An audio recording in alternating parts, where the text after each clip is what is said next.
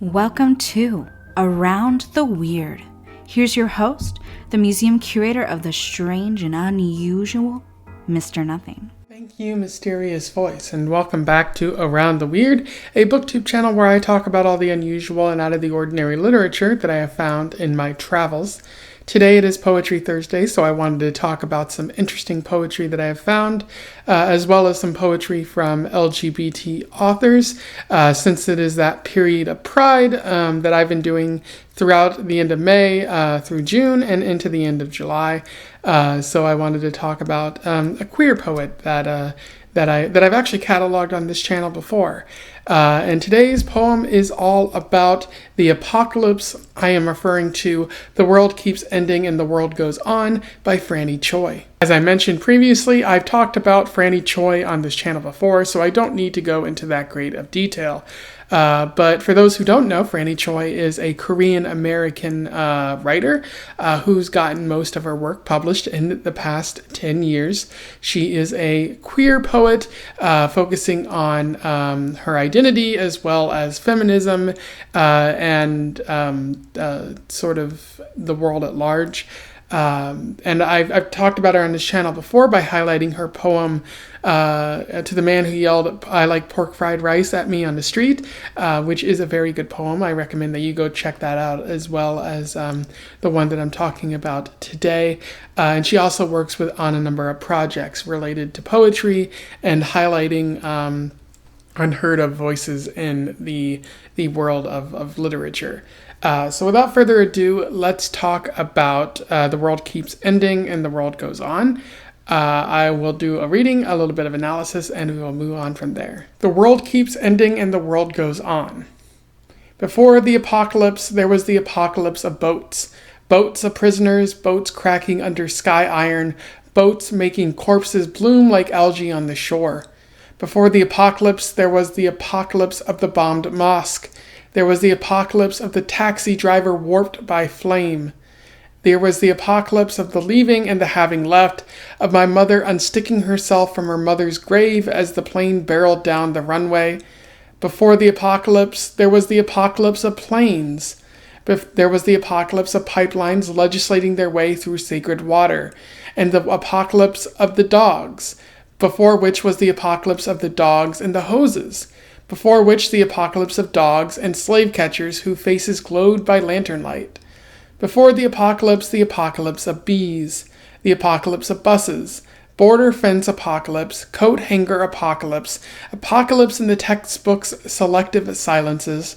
There was the apocalypse of the settlement and the soda machine, the apocalypse of the settlement and the jars of scalps.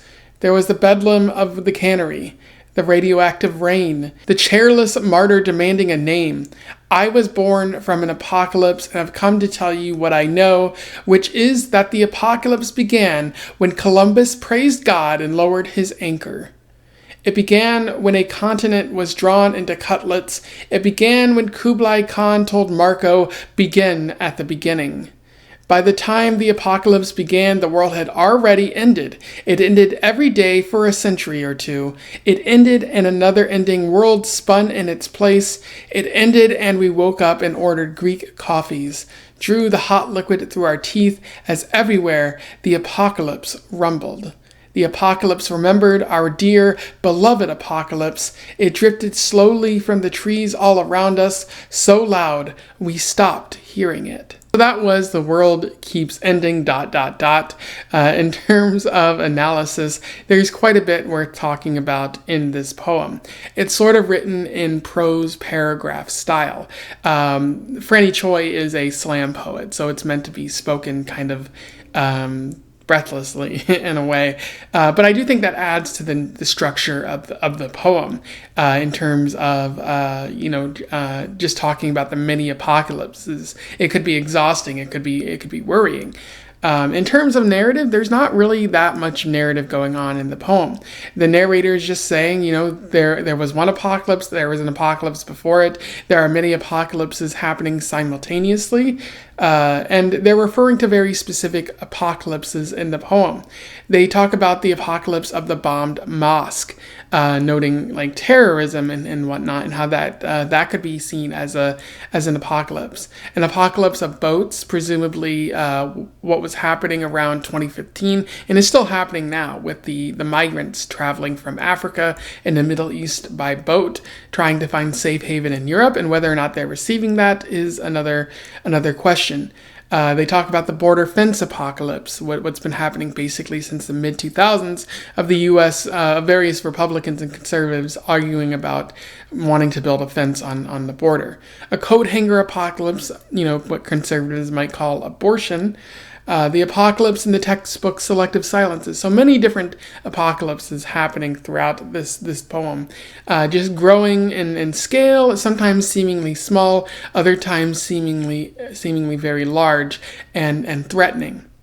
And it's important to know that these apocalypses are happening side by side. Some happening like hundreds of years before, some happening right now. And so what I think Franny Choi is getting at there is that there's multiple apocalypses happening, throughout history.